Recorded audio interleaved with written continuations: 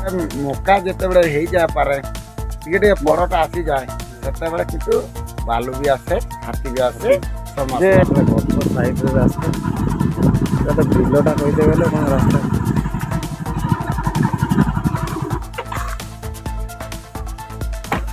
एत जाइब ना गोटे गाँव को जावाई बाहरी जन को भेटापी कारण पाखे मोर निहती कम अच्छी ये लोक मैंने कहते से गाँव को जावाई रास्ता ना बहुत जंगल भितर अच्छी माने साइकल रास्ता कहते जंगल भितर घर द्वार अच्छी माने थी कि रास्ता रास्ता निहती थी ना लोक मैंने केमी माने जावास कर पदा बाहर नी दुकान बजार हाट फाट रोचे निहती रास्ता थी किंतु आजिकल लोक मैंने कौन माने मिछ बेसी कहते सत टे कम कहते आजिकल लोक मैंने किए भलरे रहा कि चलला देखी पारे माने इे सियाड़े कहीकि मन भांगीदे कथा मुझे कथा न पड़ी मुझे निहाती जीवी कारण मोर काम अच्छी पाखे मो से चली चली हेले जीवी साइकेल हेले भी जीवी से जमती हेल्ले जाकर पहुँचबी बर्तमान वर्षा टी रही होता वर्षाटा कमिगले मु बाहरी बाटर जाऊ जा जदि वर्षा हुए रही रही ना जीवी किंतु जाकि पहुँचबी भेट करके आसबि लोक मैंने जो कहते रास्ता नाई जंगल भितर घर केते सत केते मिछ मु आपण मानकु ए वीडियो रे देखेबी। नमस्कार भाई मैंने आउ को नुआ वीडियो मु निरंजन नायक आपण मानकु स्वागत जनाउची। आपण माने वीडियो को प्रथम रु शेष जाए एमती देखुतांतु आउ एंजॉय करतांतु। चलंतु एबे वीडियो को हमें स्टार्ट करी।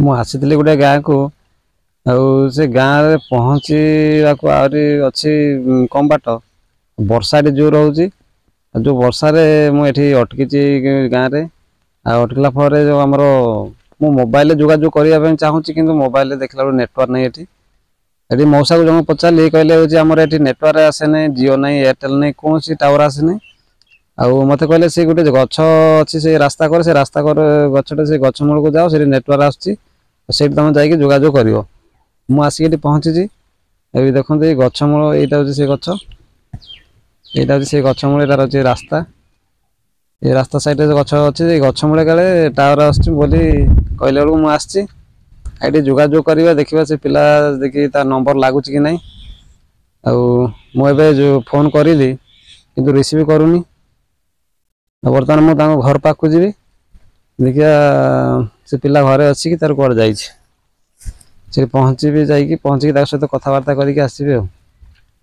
बर्तमान जी घर पाक बर्तमान बाहर भी ना मुझे गाँ को आठ तो नेटवर्क टी प्रोब्लेम तक देखा गाँव में से नेटवर्क रोचे कि ना केमती रास्ता कौन रही मुझे जाए देखा कहते लोक मैंने तो कहते जंगल भितरटा लगे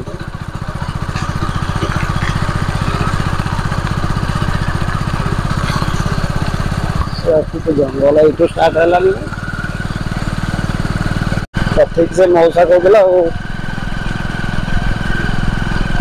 जंगल देखिए जी भालू भालू बाहर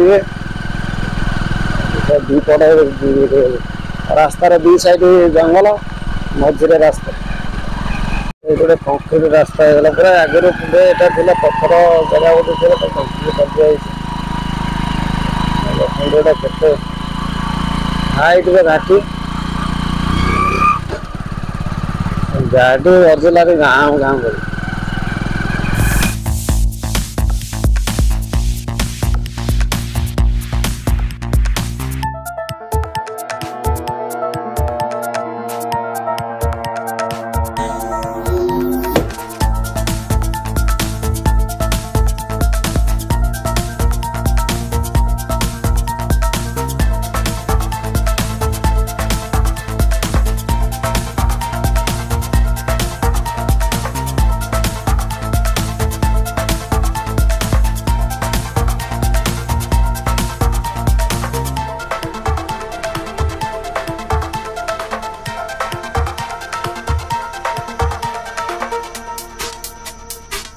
मुंडे मुझे ଏବେ ଏଠି ପହଞ୍ଚିଲା ପରେ ମୁଁ ଏଠି ଦେଖୁଥିଲି ଗୋଟେ ବଡ଼ ପଥର ଅଛି, ଯେ ପଥରଟି ହେଉଛି କହିବ ମାନେ ସ୍ୱର୍ଗକୁ ଲାଗିଯାଇଛି। ବର୍ତ୍ତମାନ ଆପଣଙ୍କୁ ମୁଁ ଦେଖେଇବି। ଦେଖନ୍ତୁ ଏଇ ପଥରଟି ମାନେ ଏଠୁ ଦେଖାଯାଉଛି ପ୍ରାୟ ସ୍ୱର୍ଗକୁ ପହଞ୍ଚି ଯାଇଛି। ଦେଖନ୍ତୁ କେତେ ବଡ଼ ପଥର, ମାନେ ଏଠୁ ଦେଖାଯାଉଛି ଆମକୁ ସ୍ୱର୍ଗରେ ପୁରା ଲାଗିଯାଇଛି। ଦେଖିପାରୁଥିବେ ମୁଁ ପୁରା ଭେଦି ଯାଇଛି, ପୁରା ଓଦା ହେଇଯାଇଛି। ସାର୍ଟ ପ୍ୟାଣ୍ଟ ସବୁ ଓଦା ହେଇଗଲାଣି। ମୁଁ ଏଇପଟ ଦେଇକି ଆସିଲି, ଆଉ ଏବେ ଆପଣଙ୍କୁ ଦେଖେଇବି ଆଗ ପଟ ସେଠି ତାଙ୍କ ରାସ୍ତା ସବୁ କେମିତି ରହିଛି। ଯାଇଛି ସେ ଗଛ ଦେଖ, ସେ ଗଛ ପାଖରେ ଏଣ୍ଡ ହେଇଛି। ସେପଟ ରାସ୍ତା ନାହିଁ, ସେଠି ଲୋକମାନେ କହୁଛନ୍ତି ଏଇପଟ ରାସ୍ତା। ଏପଟେ ଦେଖନ୍ତୁ ଯେ ଲୋକ ମାନେ ଯିଏ ବି ଆସିବ ଦେଖିବ, ଏଇଟା ହେଉଛି ରାସ୍ତା ବୋଲି କ'ଣ କହିବ। ସେ ଏଇଠୁ ହିଁ ରାସ୍ତା ସରିଛି, ମାନେ ଏଇଠୁ ସେ ଫେରିକି ପଳେଇବ। ମୁଁ ତଥାପି ଦେଖିବା ଯାଉଛି, ଦେଖିବା କେମିତି କ'ଣ ବାଇକ୍ ଯାଉଛି କି ନାହିଁ ଟିକେ ଦେଖିବା। ଗଛ ସାଇଡରେ ରାସ୍ତା, ତ ବିଲଟା କହିତେ ଗଲେ କ'ଣ ରାସ୍ତା।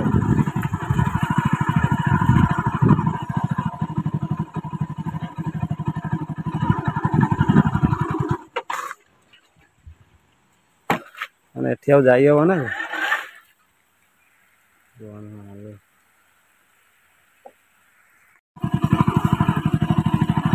ଦେଖନ୍ତୁ କୋଉ ଭଳିଆ ରାସ୍ତା ହେଇଛି, ମାନେ ଗାଁକୁ ଯିବା ପାଇଁ ରାସ୍ତା ନାହିଁ। ଗଛ ପୁରା ମରିକି ପୁରା ଶୁଖି ଯାଇଛି। ଆଉ ସେ ମଉସା ମୋତେ କ'ଣ କହିଦେଲା, ଇଆଡ଼େ ରାସ୍ତା ଅଛି ନା ଆଉ କ'ଣ ଅଛି, ମୋତେ ପଠେଇଦେଲା କୁଆଡ଼େ ଗୋଟେ। କ'ଣ ବିଲ ମଝିରେ ଆସି ପଶିଲେନି କ'ଣ, ଇଆଡ଼େ ସବୁ ବିଲ ଫିଲ ରହିଛି।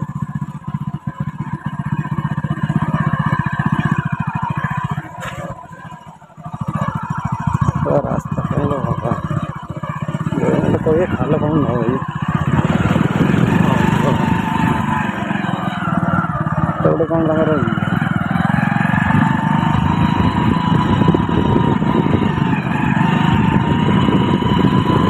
ଆପଣମାନେ ଦେଖିପାରୁଥିବେ, ମାନେ ଲୋକମାନେ ଭିତରେ ଜଙ୍ଗଲ ଭିତରେ ଘର କରିଛନ୍ତି, କିନ୍ତୁ ତାଙ୍କ ପାଇଁ ଗୋଟେ ରାସ୍ତା ବି ଠିକ୍ ସେ କରାଯାଇନି।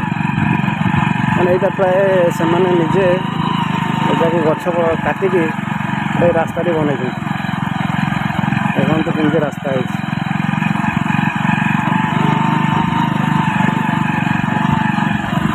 ମୁଁ ତ ପଚାରି କେତେ ବାଟ ଆଇଲାଣି, କ'ଣ ରାତି ହେଲା ଭଳିଆ ହେଇଥିବ, ଅନ୍ଧାର ହେଇଗଲାଣି କ'ଣ।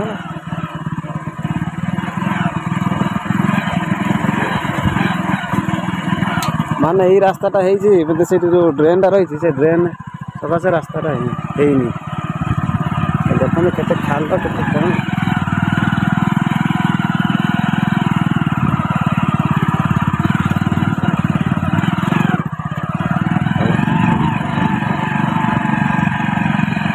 ରାସ୍ତା ହେଇଛି ମଣିଷ।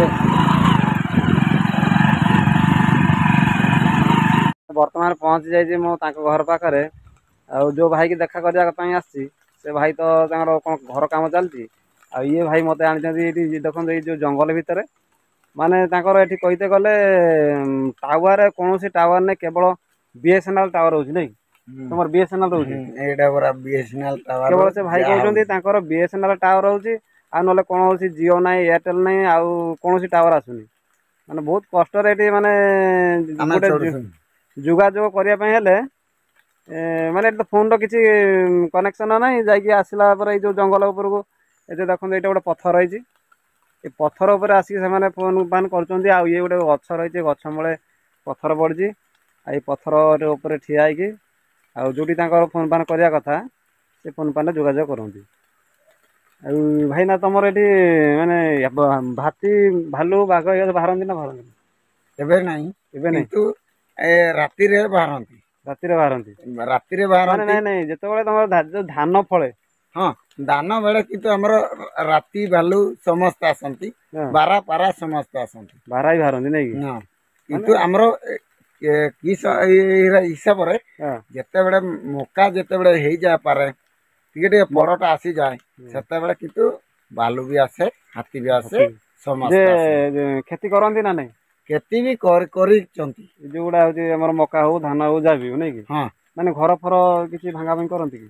କରିବେ ଘର ଫର କରିଛନ୍ତି ହଁ। କରିଛନ୍ତି କି ଯେତେବେଳେ ଆମର ଏ ବର୍ଷ ନା ଆସନ୍ତା ବର୍ଷ ସବୁ ବିଲ ବାଡ଼ିରେ ସବୁ ରକମ ଖାଇକି ସାରିଦେଲେ ସାରିଦେଲା ବେଳକୁ ଫରେଷ୍ଟ ଡିପାର୍ଟମେଣ୍ଟ ଆସିଥିଲେ ସେମାନେ ଆମେ କହିନୁ ଯାହା ହେନେ ବି ଟିକେ ଖର୍ଚ୍ଚ ଫର୍ଚ୍ଚ ହେନେ ଦିଅ ନହେଲେ ସୁବିଧା ଆମର ଟିକେ ଆମର ମାନେ ଯୋଉ ଆମର କ୍ଷତି ହେଇଛି ତାର କ୍ଷତିପୂରଣ ଟିକେ କରନ୍ତୁ ଆଉ ନାଇଁ କି? ହଁ ସେଇ ହିସାବରେ କହିଲା ଯେତେବେଳେ କହିଲା ବେଳକୁ ଆଉ ନାହିଁ ହଁ ମିଳିଯିବ କହିଲା ବେଳକୁ ନାହିଁ ଆଉ ଯେତେବେଳେ ଏ ବର୍ଷ ଆମର ସେଠି ଗଛ ଲଗା ହେଇଛି ଗଛ ଲଗା ହେଲା ବେଳକୁ ସେମାନେ ଆସିଥିଲେ ସେମାନେ ଆସି କରିକା ସେଇ ହାତୀ 4 ନା 7ଟା ଆସିଥିଲେ 7ଟା ଆସି ହଁ 7ଟା ହାତୀ ଆସି କରିକା ସେମାନେ ପୁରା ଆଗରୁ ଏଇଭଳିଆ ମୋବାଇଲରେ କ୍ୟାମେରା ଦେଇଥିନେ ଦେଲା ବେଳକୁ ସେ ହାତୀଟା କ'ଣ ହେଲା ସେ ଦୌଡ଼ି ଆସି କରିକା ସେ ଫରେଷ୍ଟକୁ ଦୌଡ଼େଇଲା ତାକୁ ତାପରେ ଆମେ ମତେ ଏଇ ହିସାବରେ ଯୋଉ ଭାଇ କହୁଛନ୍ତି ମାନେ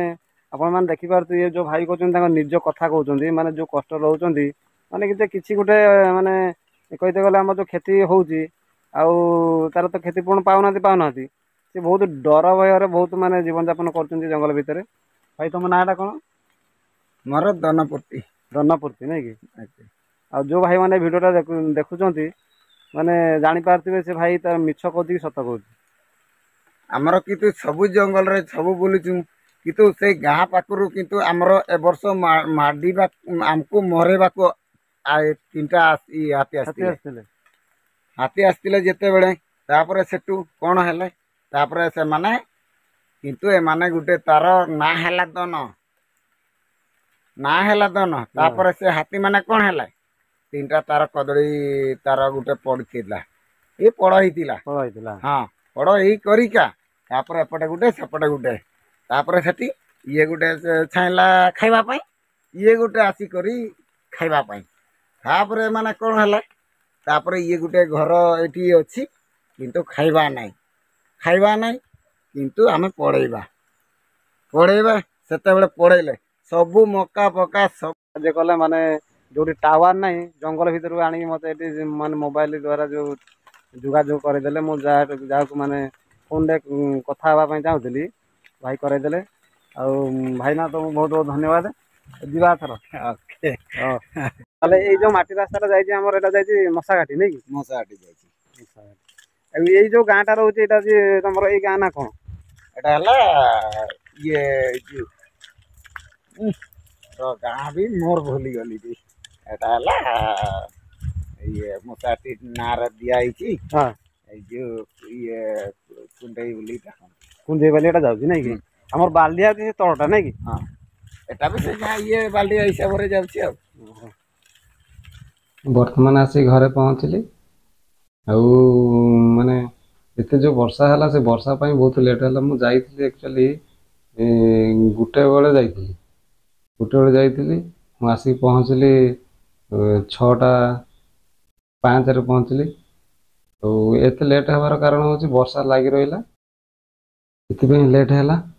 ଏବେ ମୁଁ ଯାଇକି ପହଞ୍ଚିଲି ସେ ତାଙ୍କ ଗାଁରେ ରାସ୍ତା ବି ବହୁତ ମାନେ କଦର୍ଯ୍ୟ ରାସ୍ତା ଅଛି କୋଉଠି ବାଇକ୍ ଯାଉଛି କୋଉଠି ବାଇକ୍ ଯାଉନି ତାକୁ ମୁଁ ବହୁତ କଷ୍ଟମଷ୍ଟରେ ନେଇକି ବାଇକ୍ ଯାଇଛି।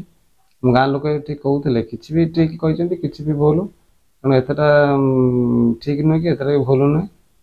ଆଉ କୋଉଠି ଭଲ ରାସ୍ତା ଅଛି କୋଉଠି ଖରାପ ରାସ୍ତା ଅଛି କିନ୍ତୁ ସେ ଯୋଉ ଭାଇ କହିଲେ ତାଙ୍କର ବହୁତ ପ୍ରୋବ୍ଲେମ୍ ଅଛି ତାଙ୍କର ଆକ୍ଚୁଆଲି କରେଣ୍ଟ ନାହିଁ ଆମର ଯେମିତି କରେଣ୍ଟ ଅଛି ତାଙ୍କର ସେଠି କରେଣ୍ଟ ନାହିଁ ଯେମିତି ହାତୀ ସନ୍ଧ୍ୟା ହେଲେ ହାତୀ ବାହାରନ୍ତି ବୋଲି ମୋତେ ସେ ଭାଇ କହିଲେ। ଆଉ ବହୁତ ତାଙ୍କର ଫସଲ ବି ନଷ୍ଟ କରିଛନ୍ତି ଘର ଦ୍ୱାର ବି ଭାଙ୍ଗିଛନ୍ତି ବହୁତ ସେ ଭାଇ ସହିତ ମୁଁ କଥାବାର୍ତ୍ତା ହେଇକି ସେଠୁ ବାହାରିଲି ପୁରା ଅନ୍ଧାରିଆ ଦେଖାଗଲା ନା ଜଙ୍ଗଲ ଜାଗାଟା ଅନ୍ଧାରିଆ ଦେଖାଯିବ ନିହାତି। ମୁଁ ମାନେ ବହୁତ ସାହସ ସହିତ ଆସିଲି ଭାଇ ଯୋଉ କହିଲେ ହାତୀ ଭାଲୁ ବାଘ କଥା କହିଲେ ଆଉ ମୁଁ ମାନେ ପୁରା ରେଡି ହେଇକି ଥିଲି କୋଉଠି ଯଦି ବାହାରିକି କ'ଣ କରିବେ ବାଇକ୍ ଫାଇକ୍ ଛାଡ଼ି ଦେଇକି ଦୌଡ଼ିବେ ଆଉ କିନ୍ତୁ ସେମିତି କିଛି ହେଲାନି ଭଲରେ ମୁଁ ଏବେ ପହଞ୍ଚିଗଲି। ଆଉ ଦେଖିପାରୁଥିବେ ତ ମୁଁ ପୁରା ଓଦା ହେଇଛି ଏବେ ମୁଁ ଚେଞ୍ଜ କରିବି ଚେଞ୍ଜ ଯଦି ନ କରିବି ମୋତେ ଥଣ୍ଡା ଜ୍ୱର ପ୍ରାୟ ହେଇଯିବାର ସମ୍ଭାବନା ହେଇଗଲା ମାନେ ମୋ ଭଏସ୍ଟା ପୁରା ମୋଟା ହେଇଗଲାନି। ମୁଁ ଭିଡ଼ିଓକୁ ଏଇଠି ରଖୁଛି ଭିଡ଼ିଓକୁ ପ୍ରଥମରୁ ଶେଷ ଯାଏ ଦେଖନ୍ତୁ ଭିଡ଼ିଓ ଯଦି ଭଲ ଲାଗିଥିବେ ଲାଇକ୍ ସେୟାର ସବସ୍କ୍ରାଇବ୍ କରନ୍ତୁ ଆଉ କମେଣ୍ଟ ମାଧ୍ୟମରେ ଜଣାନ୍ତୁ। ଆଉ କିଛି ସାଙ୍ଗ ମୋର ଭିଡ଼ିଓ ଦେଖୁଛନ୍ତି କିନ୍ତୁ ଲାଇକ୍ କରୁନାହାନ୍ତି କି ସବସ୍କ୍ରାଇବ୍ କରୁନାହାନ୍ତି। ତାଙ୍କର କ'ଣ ଗୋଟେ ରହିଛି ବୋଧେ ମୋ ପ୍ରତି ତାଙ୍କର ରହୁନି। ଆଉ ଯେଉଁ ଭାଇମାନେ ଦେଖୁଛ ଲାଇକ୍ କରୁଛ ସବସ୍କ୍ରାଇବ୍ କରୁଛ ଆଉ ଆପଣମାନଙ୍କୁ ମୋର ବହୁତ ବହୁତ ଧନ୍ୟବାଦ। ଆପଣମାନଙ୍କ ସପୋର୍ଟରେ ମୁଁ ଆଗକୁ ବଢ଼ିପାରିବି। ବିନା ସପୋର୍ଟରେ କେହି ବି ଆଗକୁ ଯାଇନାହାନ୍ତି କି ଯାଇପାରିବେନି।